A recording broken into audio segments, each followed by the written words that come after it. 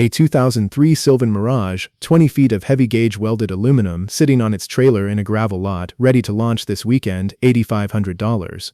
That same weekend, on a bright showroom floor, a brand new entry-level Sun Tracker base buggy 16XL starts around $19,795, and that's before anybody hangs a motor on it or rolls a trailer under it. Rigged and out the door, that new boat lands closer to $24,000, sometimes $29,000. Same lake, same job, and one of these two boats was built tougher. What nobody on that showroom floor is going to tell you is that it isn't the new one. The old boat's aluminum tubes will still be floating long after the new boat's deck has rotted out from under its second owner. 30 years of buying, selling, and crawling under these hulls taught me that almost nobody shopping a used pontoon lot actually knows what they're looking at, and that gap is exactly where the good deals hide. I've got 7 of these dirt cheap overlooked pontoons for you today, counting down to the one I would hand my own money over for. Number 1 is worth the wait. But this isn't really a fight between old boats and new boats. It comes down to one number nobody at the dealership says out loud, and that number is tube wall thickness. The logs under a pontoon are rolled aluminum, welded down the seam, capped off at the nose cone, and on a freshwater lake that aluminum just does not wear out the way people assume it will. A well-kept pontoon commonly runs 20 to 30 years because the tubes are the part built to outlast everything bolted onto them. The vinyl fades, the carpet traps water and rots underneath it. The outboard gives up somewhere around 1,500 hours and needs real work. The tubes keep floating through all of it. My name is Bubba, and for 30 years I have been studying boats, buying boats, and selling boats, so if that is the sort of thing you want more of, consider subscribing. It's free, and you can always change your mind later. Stick with me for the most overbuilt pontoon on this whole list. Here's what actually changed between then and now. The old quality builders used thick aluminum stock, 90 thousandths of an inch on the good ones, a full 100 thousandths on the heavy-duty logs. The cost-engineered boats rolling off the line today drop down to 80 thousandths, and on some of the cheapest builds all the way to 63 thousandths, just to hit a lower price point. That's close to 40% less aluminum in the wall of the exact part that's supposed to outlast you. And freshwater is the quiet advantage sitting underneath all of it. Salt is what eats aluminum alive, because the chloride in salt water pits the metal and cuts its working life short. Freshwater is a poor conductor, so the galvanic corrosion that kills coastal boats barely touches a lake boat. That's also why a freshwater pontoon wants magnesium anodes on it instead of the zinc anodes pulled off a saltwater rig, because zinc films over and stops working once it's sitting in fresh water instead of salt. Clean lake water is about the kindest place aluminum can live. And it gets sneakier than that. Think about the center tube for a second. Some of the bottom-tier builders run what the trade calls an express tube, a stubby little center log under 3 feet long instead of a full third tube running the length of the boat. Less structure, less metal, less cost. Then they bolt the fuel tank up on the deck instead of tucking it inside that center log the way it should sit, which throws the whole weight balance off. 2 corners cut, and you won't spot either one in the brochure. So when I tell you a 15-year-old boat is built better than a brand new one, I'm not being sentimental about it. I'm reading the spec sheet, the same way I'd read it if I were buying with my own money instead of standing here talking to you about it. Before we get moving, I want to give an honest nod to a few other older freshwater lines worth a look if you find one cheap and clean. Brands like Bennington, Manitou, Avalon, and Landau. All 4 built solid aluminum work in their day, and any one of them from the right decade deserves a survey. But there are 7 brands I've bought, sold, and crawled through more than any others, and between the 7 of them you'll find something in almost any budget and any size lake, so let's count them down, starting at number 7. Number 7 is the budget-closer Sweetwater, built by the Godfrey family. Picture the back of somebody's yard, a neighbor selling the cheapest solid boat on the lake. Godfrey is a long-running family builder, and a clean older Sweetwater is frequently the least expensive solid 22 to 24-footer you'll find on a Saturday morning marketplace scroll, for a buyer who just wants the most deck and the most tube for the fewest dollars. This is your hunting ground, but it earns the bottom spot for a reason, and I'll give it to you straight. 2 things to verify before you buy. First, there are reports of cracking at the rear welds on some 2012 and 2013 Sweetwater hulls, so get on your back with a flashlight and check those model years hard. Second, don't confuse a Godfrey Sweetwater pontoon with their Hurricane deck boat line, because Hurricane drew its own separate quality complaints and it's a different animal entirely. Verify the exact hull sitting in front of you, not the family name painted on the side of it. Do the homework on that specific boat, and a cheap Sweetwater will float you for 20 years. Skip the homework and you've bought somebody else's problem, and that's a lesson that costs a lot more the second time you learn it. Number 6 is Lowe. Lowe is owned by Brunswick, the same parent company that owns Lund, and that one fact matters more than the brochure does because parts and dealer service are everywhere you turn. I won't sit here and tell you a low is heavy gauge because it isn't. The Ultra model runs 80,000th logs, 25-inch tubes, simple vinyl furniture, and plain welded construction. What a low is honest. It's the cheap one that never pretends to be more than it is. A clean used low pontoon from the 2000s sells for under $15,000 all day long, and on a freshwater lake, those 80,000th tubes will outlive the carpet 3 times over. You're not buying it for heavy construction. You're buying it because it's cheap to get into, cheap to fix, and you can walk into a Brunswick dealer almost anywhere in the country and get a part without a special order. For a grandparent who just wants a stable deck to take the grandkids tubing on a calm lake, a used low is more boat for the money than almost anything wearing a new price tag, and nobody's going to lose sleep over another scuff on furniture that was never trying to impress anybody in the first place. Number 5 is Sun Tracker, the party barge and the bass buggy models you see lined up at every Bass Pro and Cabela's lot. Sun Tracker is a volume boat built by Tracker Marine, and again, I'm not pitching you heavy gauge here. The logs run around 90 thousandths on the party barge, the rails are thin, and the build is lean. So why does it earn a spot on a list of boats that outlast the new ones? 2 reasons, and they're both about protection. First, the warranty. Sun Tracker carries a limited lifetime structural and deck warranty covering the logs, the motor pod, the deck supports, and the rails. Read the fine print, because lifetime never means everything is covered, but on the bones of the boat that's real coverage that follows the hull. Second, the parts network. Because Bass Pro and Cabela's sit in nearly every state, you're never stranded waiting on a back-ordered corner cap from a builder that folded 10 years ago. A used party barge or bass buggy trades anywhere from $8,000 to $20,000 depending on size and motor. That same Bass Buggy 16XL from the start of this video, the one that stickers near $24,000 new, you can often buy 3 or 4 years used for half of that, with most of the depreciation already eaten by the first owner. Let the first buyer pay for the new boat smell and the showroom markup. You buy the same hull once it's stopped bleeding value, with a structural warranty still riding along on the logs. Number 4 is Harris, and this one comes with a warning, so listen close. The good news first. Older Harris boats run continuous aluminum M-brackets the full length of each tube to fight torque and twist, with 3 sealed chambers per log and a 4-step water intrusion design built in.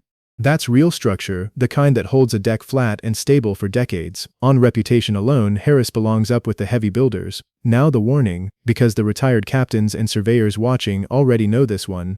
Some 2012 and 2013 Harris hulls developed cracking at the rear welds, with reports of leaks following. So if you're looking at a Harris from those 2 model years specifically, get on your back under the transom, find the rear weld where the log meets the deck frame, and inspect it hard with a flashlight. A clean older Harris is a tremendous boat. A 2012 or 2013 with a hairline crack at that rear weld is a project you don't want. This is exactly why you never buy a boat off the photos. A weld crack doesn't show up in a golden hour listing picture. It shows up when you're on a creeper underneath the boat, or when water starts sloshing inside the tube a season later. Used Harris pontoons floor out around $5,000 for the cheapest older units, which makes a sound one a genuine steal. You just have to earn it with a real inspection. Number 3 is the older Crest, the Crest 2, the Sport, the Classic, anything built before roughly 2020. Crest has been building pontoons, and only pontoons, for 6 decades, and their signature is the 4-chamber tube. Most logs carry 2, maybe 3 sealed chambers inside. Crest runs 4, why should you care? Because if you ever hole a tube on a rock, a trailer bunk, or a submerged stump, a 4-chamber log keeps you floating on the other 3. The general guidance in the trade is at least 3 chambers per tube, and to flat out avoid single-chamber pontoons altogether. Crest doubled the floors beyond that minimum, and that isn't marketing talk, that's a fabricator's reputation for durability and tight, precise welding earned over 60 years. A used Crest starts cheap, with clean older units commonly priced from around $7,000 up into the low teens. The weak points are honest and predictable. The vinyl deteriorates with age, and because Crest is an older independent line, some factory parts can be a pain to track down. But the hull, the welds, and those 4-chamber logs are the part worth keeping. The seat covers are a Saturday afternoon and a few $100s. Number 2 is the Sylvan Mirage, the boat from the very top of this video, so let me make good on that opener. That 2003 Mirage, 20 feet, trailer included, $8,500. A 2005 Mirage 820 Cruise runs around $18,900, and a 22-foot 822 Cruise lands near $21,000. Real listings, real money, today. Here's what you're actually buying with an older Sylvan, and it's the kind of detail worth getting right. Sylvan ran hat channel crossmembers instead of the cheaper C-channel that a lot of builders lean on. Hat channel is a stronger shape, and it's credited across the pontoon world with longer hull life, better weight distribution, and more strength running across the deck. On the older Mirage hulls, you're standing on 23 to 26-inch logs, not the skinny entry-level stuff. So what's wrong with it? The soft goods, the carpet is shot, the furniture is sun-baked, and if it still wears the original two-stroke outboard, that carburetor is going to need a good cleaning. None of that is the boat. That's the consumables, the stuff that was always going to wear out on any pontoon regardless of brand. The aluminum bones underneath are the part you can't easily replace, and on a good Sylvan those bones are built right. So you tell me, $8,500 for a hull with hat channel framing and quarter-foot thick logs, plus a weekend of new carpet, or $24,000 for a brand new boat running 80 thousandths tubes and a plain C-channel underneath.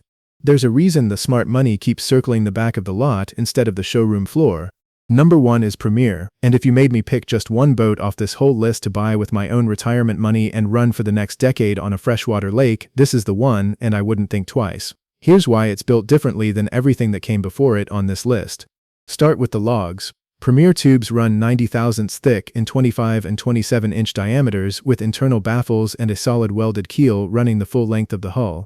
Those baffles matter more than people realize because they split each log into sealed sections, so a single puncture floods one chamber instead of the whole tube, and the boat limps back to the ramp instead of going down at the dock. Then look under the deck where nobody bothers to look. Extruded Z-channel floor supports set on 16-inch centers with welded bow and stern bulkheads tying it all together. The deck itself is 7-ply marine plywood, screwed down with stainless fasteners, not the box store screws that bleed rust into the wood and start the rot from the inside.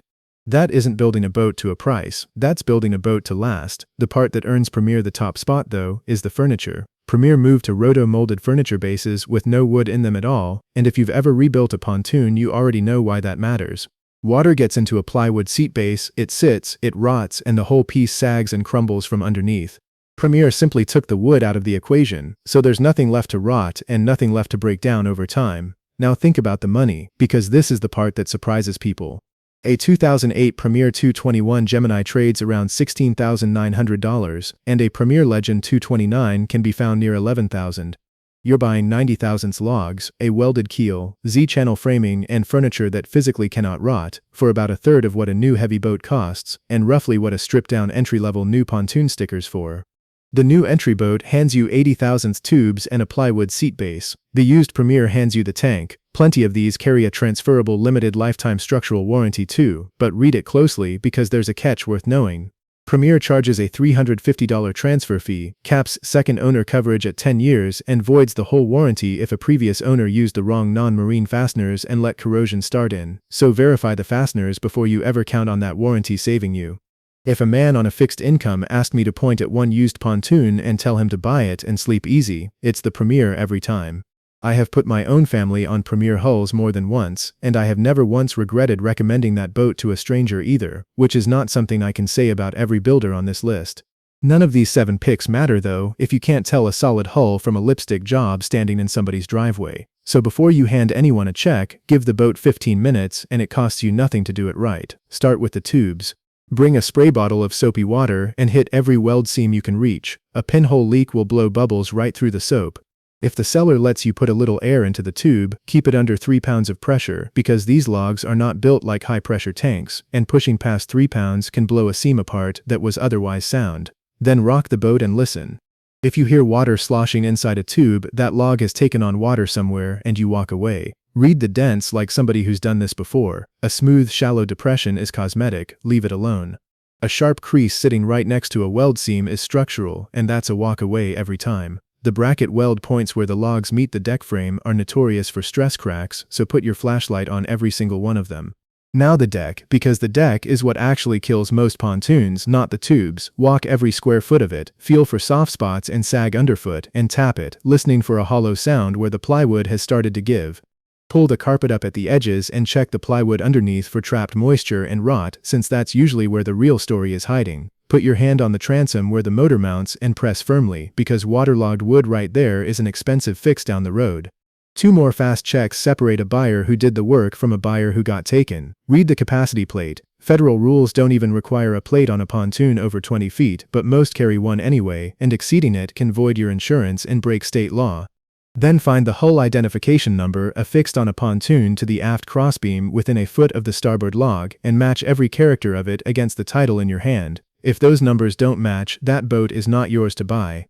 And if the whole thing clears and you're spending real money, bring in your own surveyor. An honest marine survey runs $18 to $25 a foot, with most surveyors holding to a $500 minimum.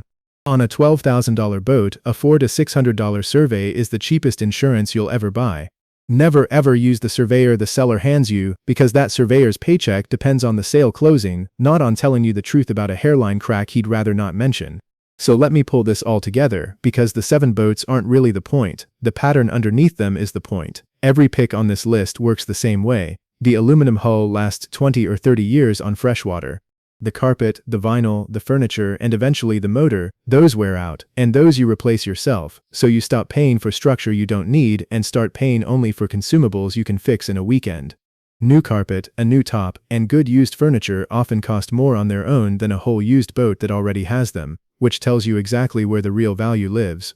Hunt a Premier from 2000 to 2010, a Sylvan Mirage, or an older Crest in the $8,000 to $18,000 range with freshwater history and a trailer included. Shop in the fall when prices soften. Give it that 15-minute walk around every single time.